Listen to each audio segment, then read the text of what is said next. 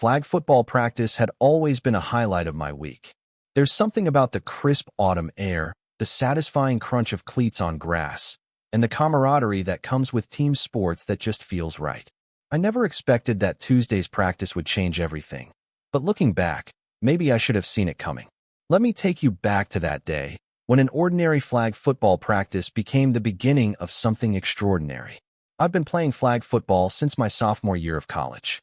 It started as a way to stay active without the intensity of tackle football, which I'd played throughout high school. Back then, I was the starting safety, known for hard hits and quick reflexes. But after a particularly nasty concussion during my senior year championship game, I decided that my brain had taken enough punishment. Flag football offered the perfect compromise, all the strategy and athleticism without the bone-crushing impacts. Our campus recreation league was competitive but friendly. We practiced twice a week on the intramural fields behind the science building, a stretch of green space that wasn't quite regulation size but served our purposes well enough. The team was a mix of former high school athletes, fitness enthusiasts, and people just looking to make friends. We called ourselves the Flag Bearers, a name that inspired more eye rolls than intimidation, but we owned it with pride. I should tell you about our team. There was Marcus, our quarterback, whose arm strength was inversely proportional to his height. Danny, the fastest person on the field regardless of gender. Jamal, whose route running was so precise you'd think he'd mapped it with GPS. And about 8 others who rotated in and out depending on their class schedules. We weren't championship material, but we held our own in the league and, more importantly, genuinely enjoyed each other's company. That Tuesday started like any other practice. The late afternoon sun cast long shadows across the field as we gathered for warm-ups. Coach Wei, who wasn't really a coach but a graduate student in sports psychology who volunteered to organize us, was setting up cone drills while we stretched and caught up on campus gossip. The air had that perfect fall crispness that made running feel effortless, like your lungs were getting a power boost with every breath. I was in the middle of a hamstring stretch when I noticed him. A new face among our regular crew, talking with Coach Wei and gesturing animatedly. Even from a distance, there was something magnetic about him. Maybe it was the confident stance or the way his laugh carried across the field. He was tall, probably 6'2", with broad shoulders and dark curly hair that caught the sunlight. I found myself staring a beat too long before snapping my attention back to my stretching. Everyone circle up, Coach Wei called, and we jogged over to form our usual pre-practice huddle. We've got a new teammate joining us today. This is Alex. He just transferred from state, where he played on their club team. Make him feel welcome. Alex smiled, his eyes scanning the circle and briefly locking with mine. Thanks for having me. Looking forward to running some routes with you all.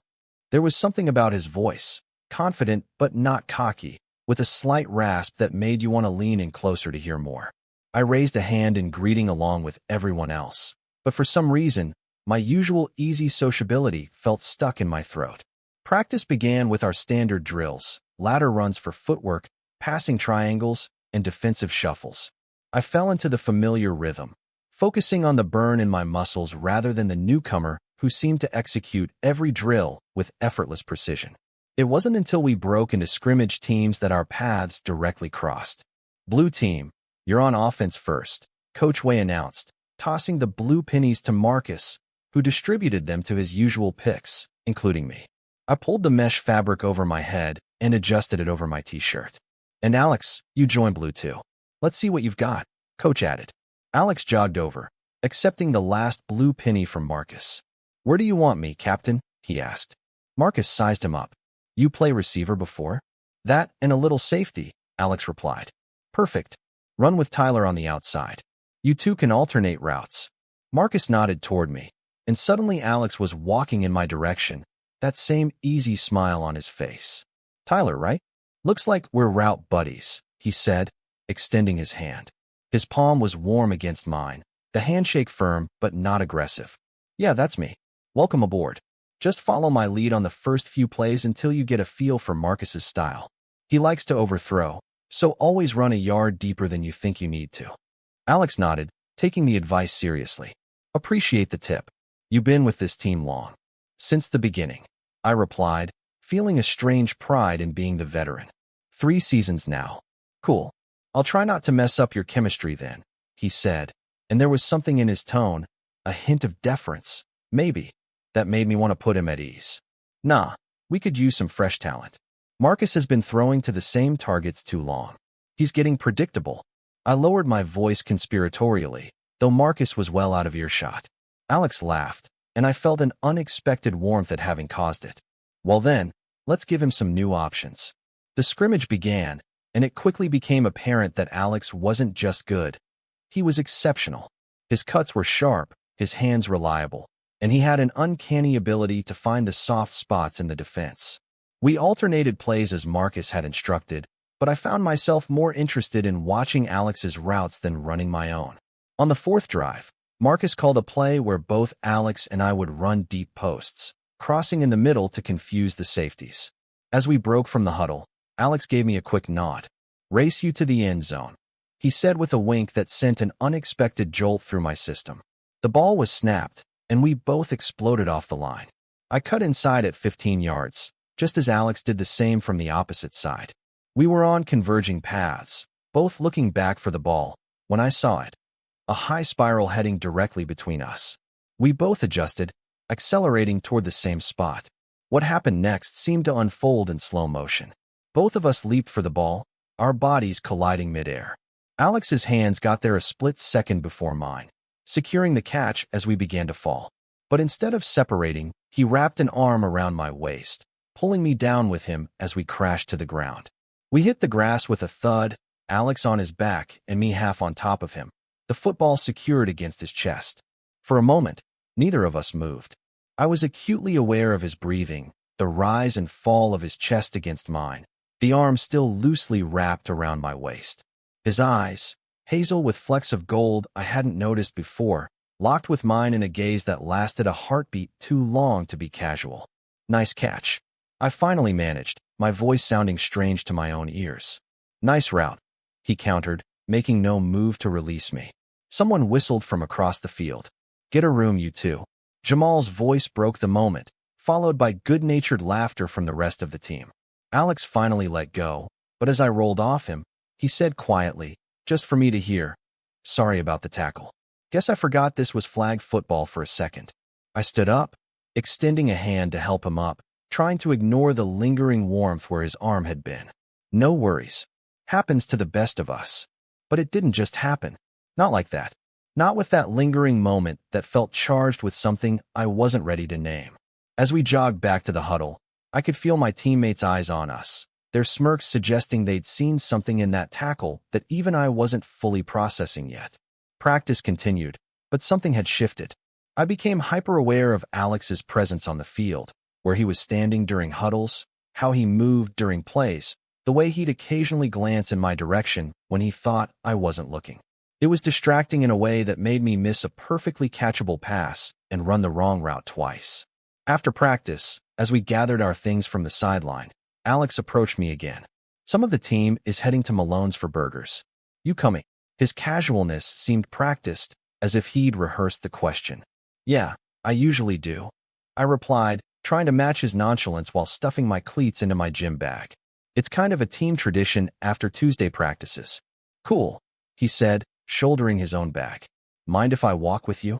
I'm still learning my way around campus."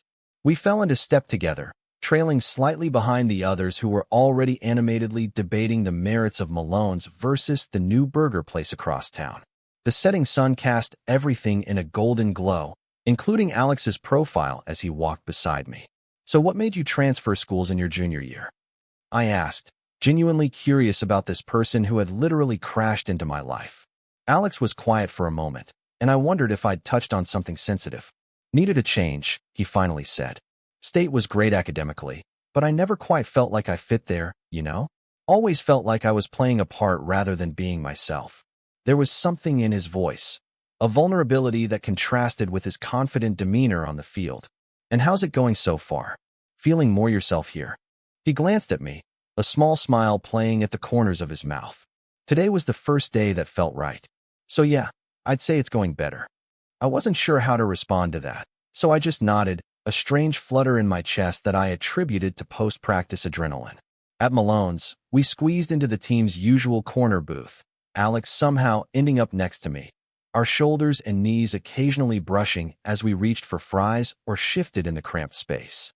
The conversation flowed easily, with Alex seamlessly integrating into the team's dynamic, laughing at inside jokes even when he didn't fully get them, asking questions that showed genuine interest in getting to know everyone. As the night progressed, I found myself increasingly aware of every point of contact between us. The brush of his arm against mine as he reached for his drink, the press of his knee against my thigh when someone squeezed past our table. Each touch sent a small current through me that was both unsettling and exhilarating. When the bill came, there was the usual chaos of splitting checks and calculating tips. In the shuffle, Alex leaned close to me, his voice low. "Thanks for making me feel welcome today, especially after I tackled you into oblivion." I laughed, turning to face him and suddenly realizing how close we were. "Is that what we're calling it? I thought it was more of a strategic fall."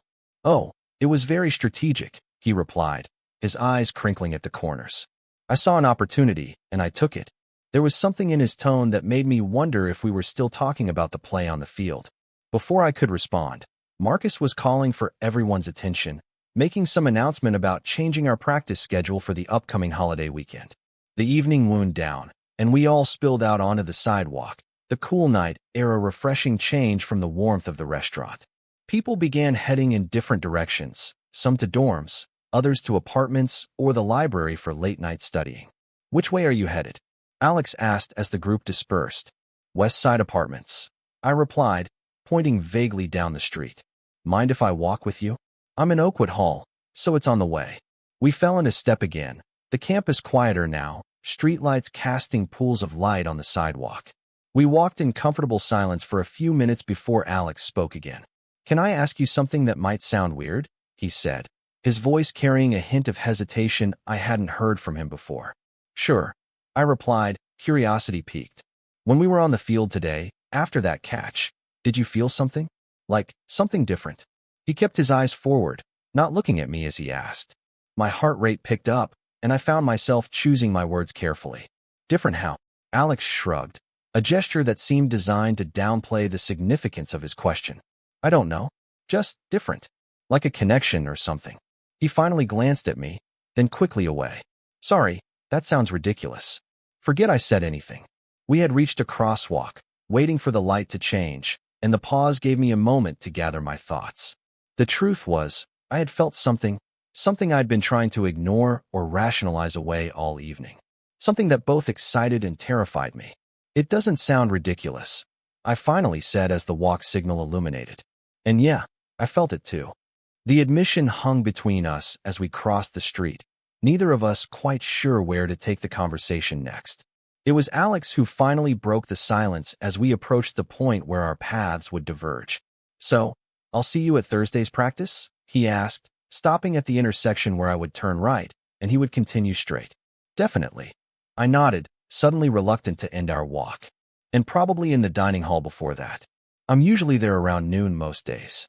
"Noon?" he repeated, as if making a mental note. "I might see you there then."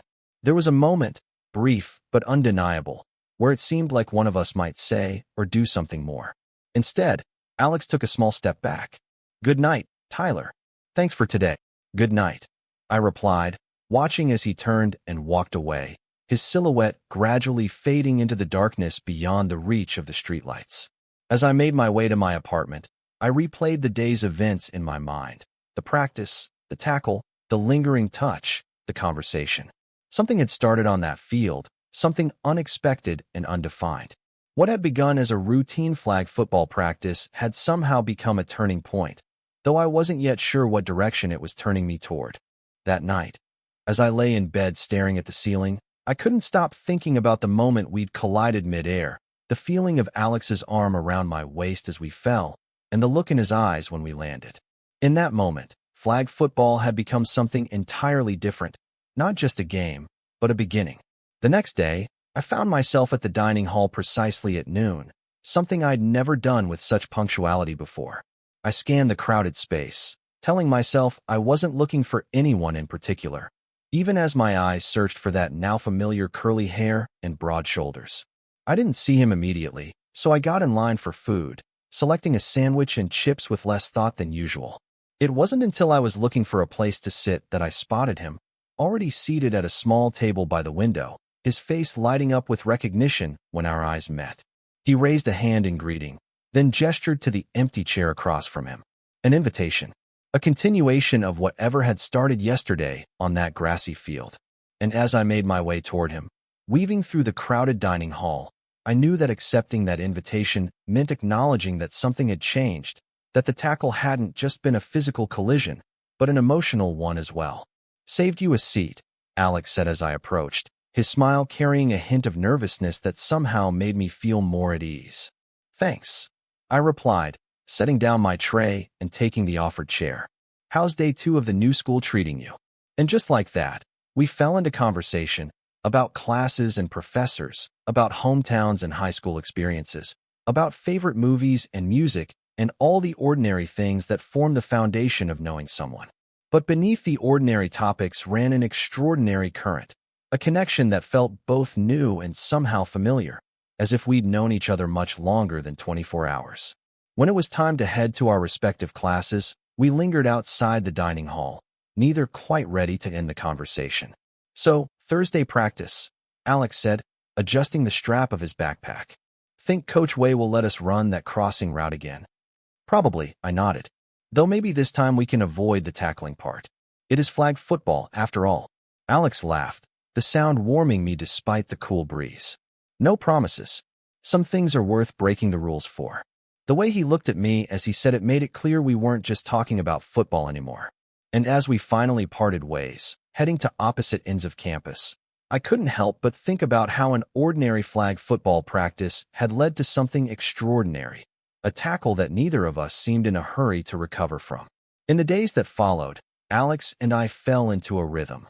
Lunch at the dining hall, flag football practices where our on-field chemistry became the subject of good-natured teasing from teammates, and increasingly frequent text conversations that often lasted late into the night.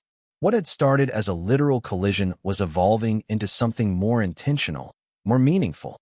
And when, 2 weeks later, he tackled me again during practice, this time a playful grab that sent us both tumbling into the grass with laughter, I didn't rush to get up. Neither did he. Instead, we stayed there a moment longer than necessary, his arm around my waist, my hand on his chest, both of us understanding that sometimes the most unexpected moments can lead to the most important connections. That tackle during flag football practice wasn't just a breach of the game's rules. It was the beginning of a story, our story. A reminder that sometimes life's most meaningful journeys start with a fall and the courage to stay there, in that vulnerable moment, long enough to recognize it as the beginning of something beautiful. Total _char_count, 17,892.